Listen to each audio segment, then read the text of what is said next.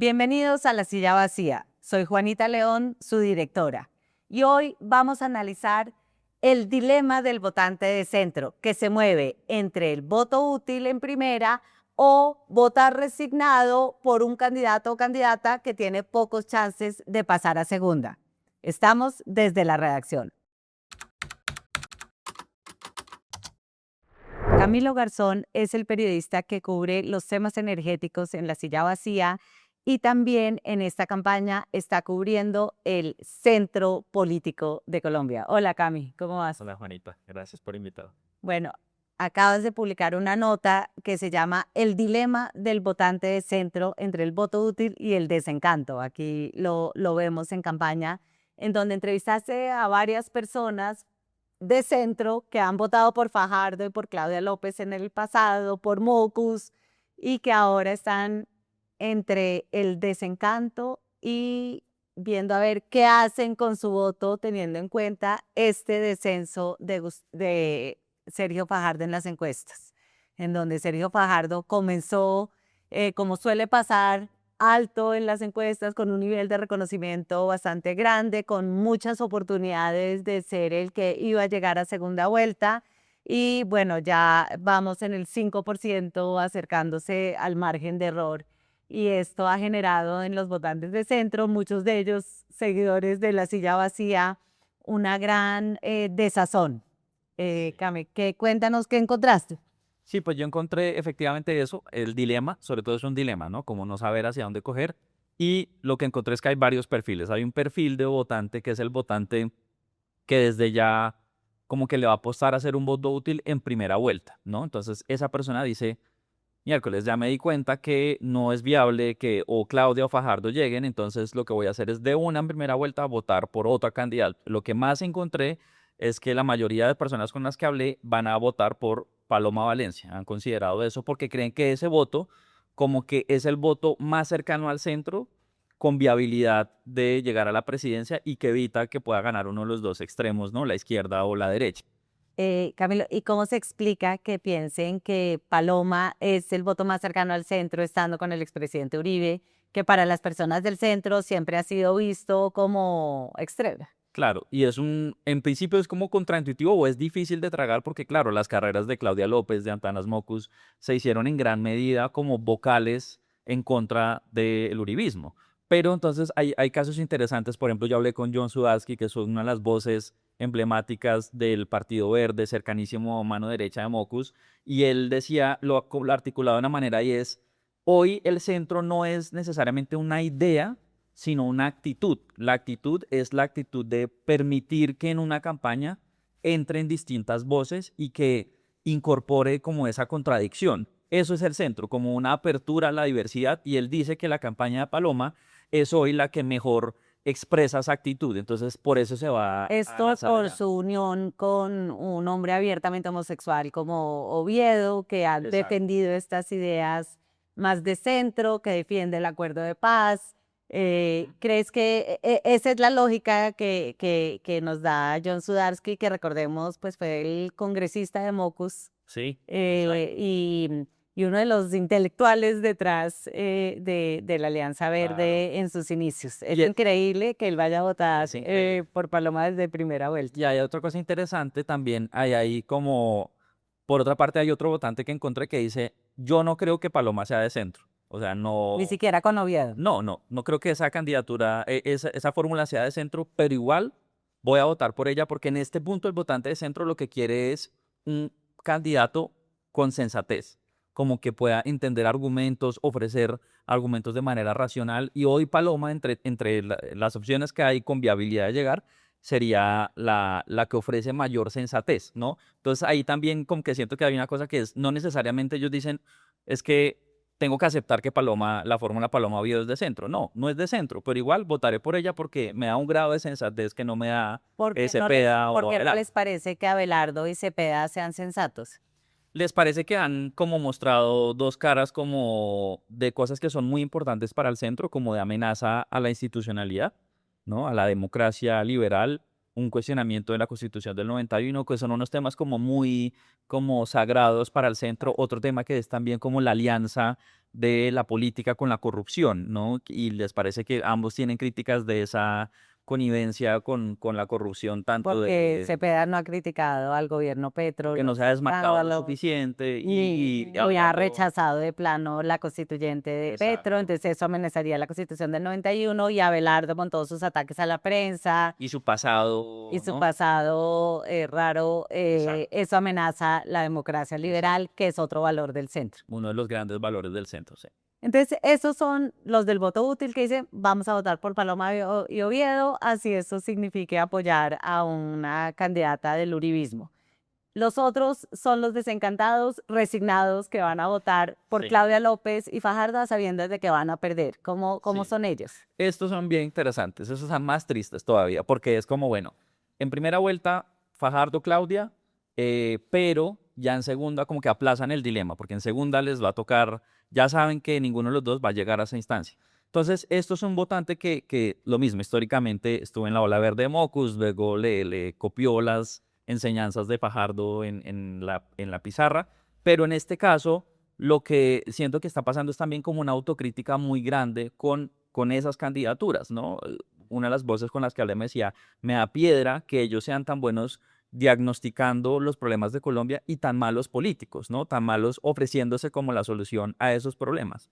Em, es interesante, por ejemplo, también hablaba con Carlos Cortés y él mencionaba como esa molestia con Fajardo de haber votado tantas veces por él y darse cuenta que no es viable. Y no es viable, él dice, porque siento que hace la misma campaña siempre y que aparece como cada 4 años, como muy seguro de que él es la solución a los problemas de Colombia, pero sin hacer el esfuerzo de hacer campaña, ¿no? De, no, Claro.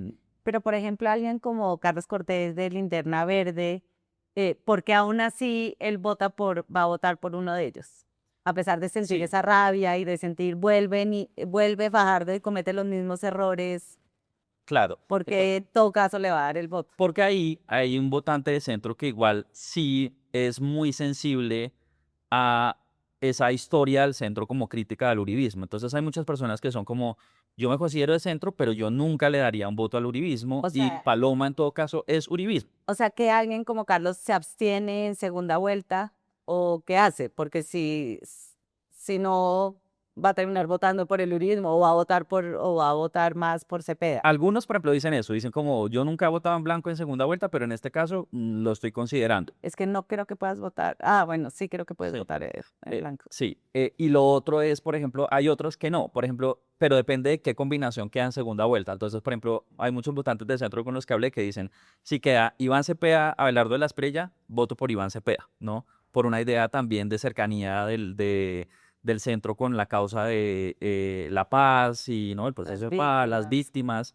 Ahí, digamos, les parece que el mal mayor es Abelardo. De hecho, yo nunca no encontré ninguna voz con las que hablé que dijera soy de centro y voy a votar por Abelardo. Esa es como la distancia más grande, ¿no? Ok. Sí, También quisiera volver a esa idea del votante resignado, que va a votar por Fajardo o Claudia, pero que en segunda o vota por Cepeda o vota por Paloma. Los que van a votar por Paloma en segunda, ¿por qué es que en todo caso votan por Fajardo en primera? ¿Cuál es el mensaje que quieren dar ahí?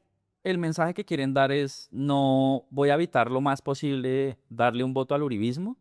Sé que va a perder, pero mantengo la conciencia tranquila de que le di el voto al candidato que me gusta. Hay muchos que quieren votar, que creen que, por ejemplo, Claudia López es la mejor candidata que hay entre el ramillete de candidatos, que tiene un diagnóstico certero de lo que pasa en Colombia. Y claro, son conscientes de que hoy en día no es una candidata viable, pero les gusta su diagnóstico, les gusta el Claro, político que es, ¿no? claro.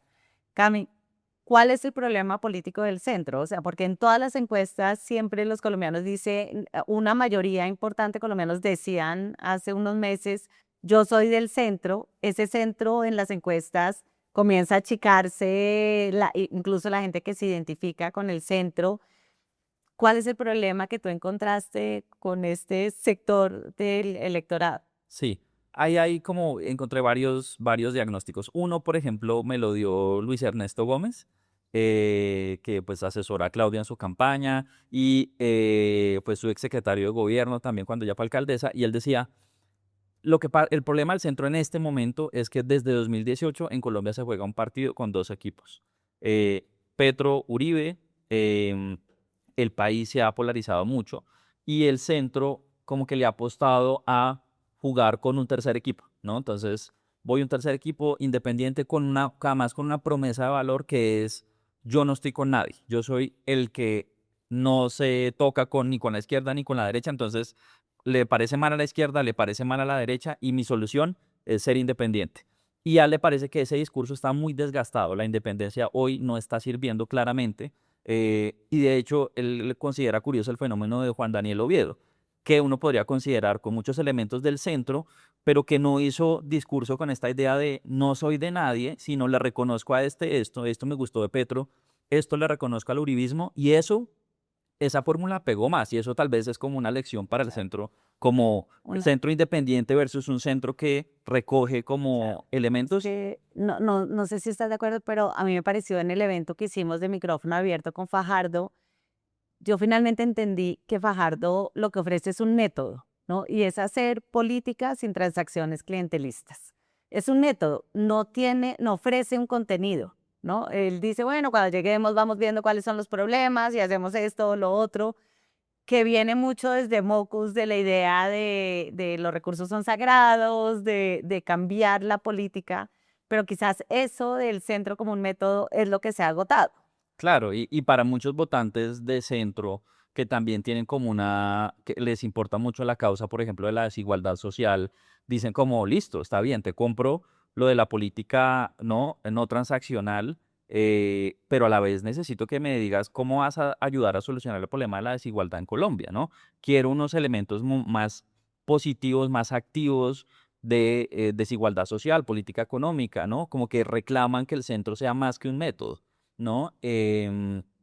Luis Ernesto decía algo y era que cuando el centro ha ganado en Colombia, él considera que Santos es centro, eso es Claro. un debate. Él dice, por ejemplo, Santos era centro, pero se desmontó en el uribismo y por eso llegó al poder. El centro ha llegado al poder cuando no se vende como independiente, sino que juega en alguna de las dos canchas. Entonces él dice que el error fue que Fajardo no se midiera en las consultas, ¿no? Claro, o sea, en Eh, retrospectiva eso fue un error exacto. gigantesco. Él dijo, Claudia debió haberse medido en la consulta de la izquierda o en otra, pero en alguna. Claro, Ya era jugar en alguna de las canchas. Haber buscado como otra cancha distinta fue el error de ambos, ¿no? claro. Y ese discurso del método casi que está también en este full de nuevo de Fajardo con su nuevo símbolo de la escoba, que ha causado como muchos memes, porque lo Sí. asocian a Regina 11, cosa que los jóvenes no tienen ni idea de quién No, es no, no, Regina no. 11, pero los que somos mayores sí sabemos. Miremosla, José. Para que tus hijos tengan mejor educación,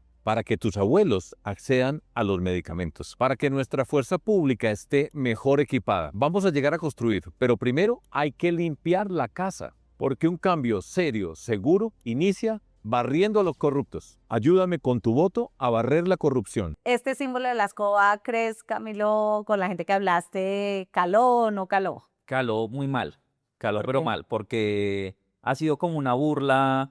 Primero he escuchado como gente como, si Fajardo no es la persona que parezca como que barrería algo, pero es como esta idea de que como que hay unos símbolos, él ha hecho varias como intentos de hacer golpes de opinión, una carta que le hizo al país, ahora la escoba, pero son como símbolos que no se pegan con nada, como que si no hay credibilidad en el candidato puede haber una gran cantidad de símbolos e igual no Aunque él cuajan. tiene la credibilidad de su marca anticorrupción, Esa marca, pero suena un poquito impostado Fajardo barriendo, porque como tú dices, uno no se lo imagina barriendo exacto. realmente en su casa.